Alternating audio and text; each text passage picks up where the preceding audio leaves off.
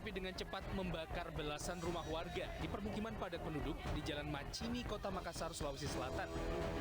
Api pertama kali muncul dari salah satu rumah warga dan merambat ke bangunan sekitar. Banyaknya material yang mudah terbakar membuat kobaran api cepat membesar. Warga dibantu petugas memadamkan api dengan mengerahkan 20 unit armada ke lokasi. Lokasi yang sempit membuat proses pemadaman alami kendala. Ada kendala memang yang bagian dalam, yang di sekitar pemukiman, itu orang kecil, ditambah lagi ada mobil yang parkir di situ, itu kita harus menunggu untuk dipindahkan dulu. Jadi saya kira kita tetap mencari akses, ternyata ada akses juga yang sebelah utaranya. Api berhasil dipadamkan setelah 2 jam kemudian. Akibat peristiwa ini, kerugian ditaksir mencapai ratusan juta rupiah.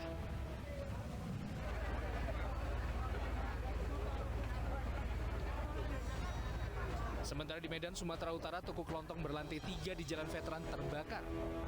Api muncul dari lantai 3 dan menghanguskan seluruh isi bangunan. 8 unit mobil pemadam dikerahkan ke lokasi untuk padamkan kebakaran.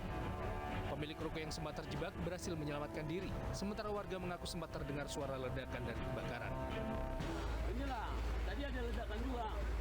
Ledakan beton atau apa, kita nggak tahu. Jadi sampai saat ini kan masih di polisi. Ada unsur apinya. Penyebab kebakaran kini masih dalam penyelidikan polisi.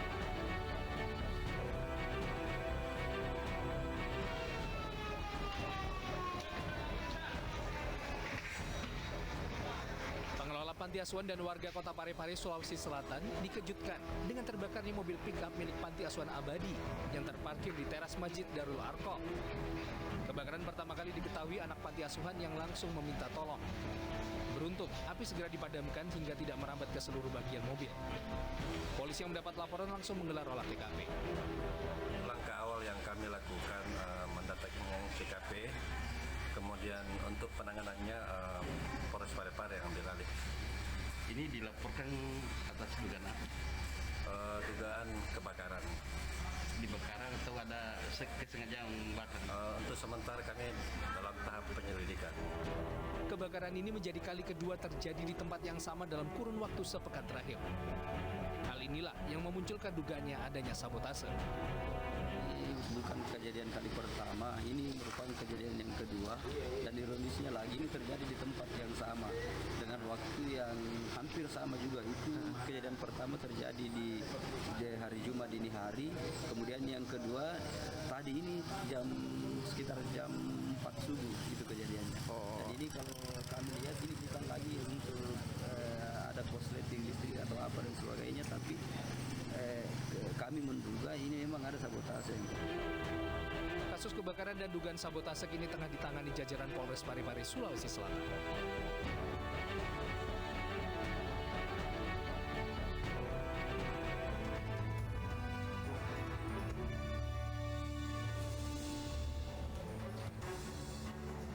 Halo, selamat sore pemirsa. Kita berjumpa di iNewsroom, ruang memperbarui informasi Anda yang terjadi sepanjang hari ini. Saya Aprilia Putri, inilah berita pilihan hari ini.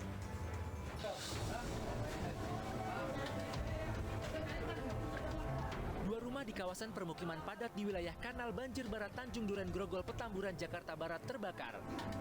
Kebakaran ini memicu kepanikan warga setempat. Bahkan salah satu warga terluka akibat nekat meloncat dari lantai 2 rumah yang terbakar. Beruntung korban hanya mengalami luka ringan dan segera mendapatkan perawatan medis. Petugas berjibaku memadamkan api dan mencegah agar kebakaran tidak meluas ke rumah di sekitarnya.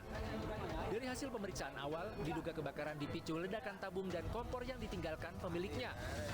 Tidak ada korban jiwa dalam insiden ini, sementara kasus kebakaran ditangani jajaran Polsek Tanjung Duren.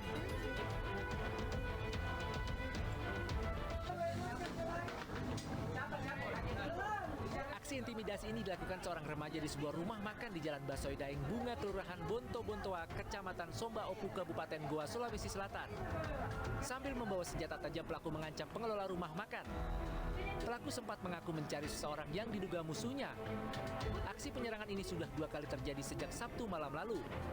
Tak hanya seorang diri, aksi penyerangan dilakukan belasan remaja menggunakan senjata tajam sambil menumpang sepeda motor. Warga sempat mengejar para pelaku, namun mereka berhasil kabur.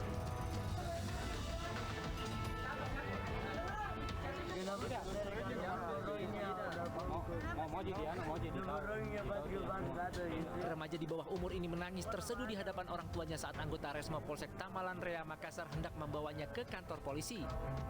Ia diamankan menyusul informasi warga terkait keributan antar remaja di bawah umur.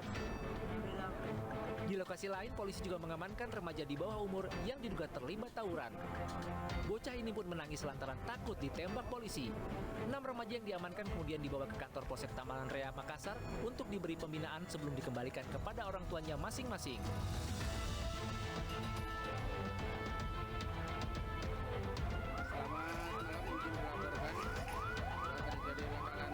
Kecelakaan maut kembali terjadi di Jalan Tol Purbalenyi kilometer 99 sekitar daerah Darang dan Purwakarta, Jawa Barat Minggu malam.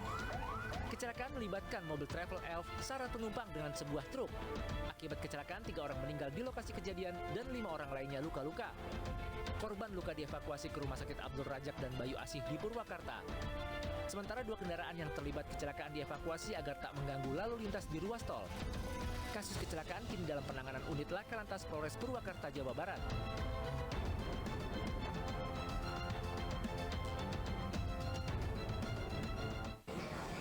Aksi perampok bersenjata tajam terekam kamera pengawas di rumah warga di Ciracas, Jakarta Timur.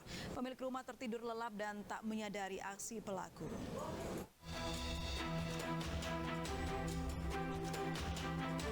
Inilah detik-detik saat komplotan perampok bersenjata tajam tengah menyatroni rumah warga di Jalan Cibubur 7, Ciracas, Jakarta Timur. Sementara korban pemilik rumah tengah tertidur lelap sehingga tak menyadari aksi pelaku. Dalam aksinya, pelaku menggasak 1 unit ponsel, uang tunai Rp1 juta, serta sebuah sepeda motor. Saya buka semua, saya teriak-teriak ke ayahnya langsung. Ya, ini motor PCE kemana? Kata saya gitu. Ada, kata dia, tapi dia belum sadar, masih tidur gitu.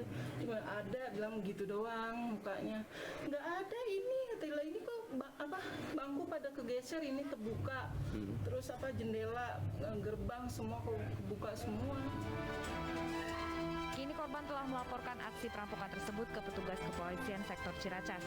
Diketahui kawasan ini merupakan salah satu titik rawan aksi pencurian.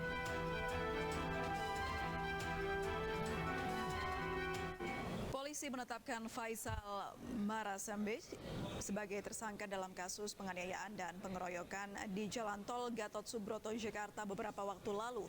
Anak dari Faisal Marasambe itu terancam hukuman 9 tahun penjara.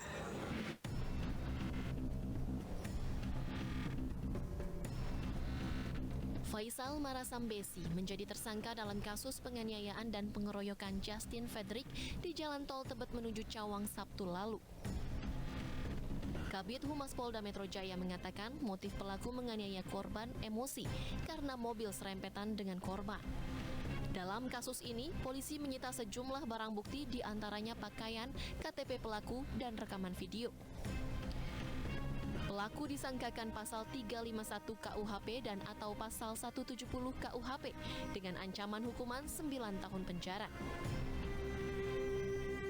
1 orang telah ditetapkan sebagai tersangka atas nama Faisal Marasambesi atau FM, laki-laki umur 22 tahun.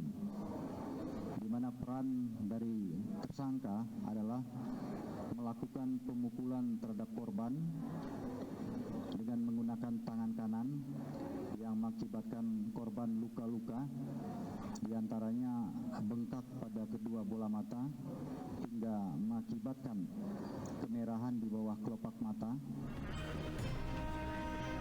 Sementara ibu korban penganiayaan di tol dalam kota, Indah Kurniawati, yang juga merupakan anggota DPR RI fraksi PDI Perjuangan, menyerahkan kasus penganiayaan anaknya ke polisi. Sementara itu kondisi Justin saat ini masih dalam observasi akibat penganiayaan. Kami sudah menyerahkan semuanya kepada Polda Metro untuk diproses secara benar sesuai dengan koridor hukum yang berlaku di Republik ini. Tentu dengan harapan kejadian seperti ini tidak akan terulang lagi, di mana ada seorang warga bangsa yang bisa sewenang-wenang yang merasa dirinya lebih kuat menindas ke warga bangsa lain yang dianggap lebih lemah. Dan saya berharap dengan adanya kejadian ini, meskipun itu yang menjadi korban adalah anak saya, tetapi saya berharap kejadian itu tidak akan ada lagi Justin berikutnya. Sebelumnya, video pemukulan terhadap Justin Frederick di ruas tol dalam kota Jalan MT Haryono Tebet, Jakarta Selatan viral di media sosial. Dalam rekaman video berdurasi 30 detik, satu dari dua pria penumpang sebuah kendaraan berplat nomor khusus terus memukuli seorang pemuda hingga terjatuh. Sementara terkait mobil berplat RFH yang digunakan pelaku pun diketahui merupakan plat palsu yang bukanlah miliknya pribadi, sehingga kasus nomor polisi yang palsu ini juga tengah didalami kepolisian.